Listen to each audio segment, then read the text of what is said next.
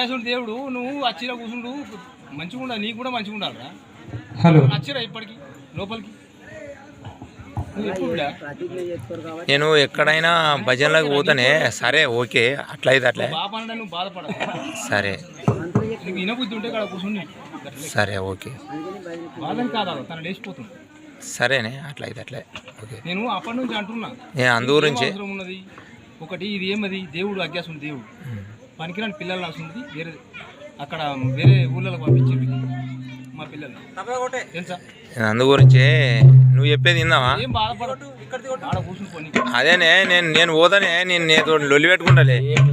కాదు బిడ్డ, నేను మాలమాదివని కాబట్టి నేను అందు గురించే నేను అడిగిన. నీ మనమ మాట అనగాదు, నేను అడిగినా కాబట్టి నేను అందు గురించే నేను వీరికి రావన్నా వద్దా అని నేను అడిగిన. ఏం లేదు. సరే సరే ఓకే ఓకే బాపు, అంత ఓకే మంచిది. సరే సంతోషం. ఇప్పుడు ఏమైందంటే ఇప్పుడు మేము లేచిపోతాం, మీరు చెయ్యి. అద్దు అట్లా వద్దు బాపు. సరే చేయండి, మీరే చేయండి.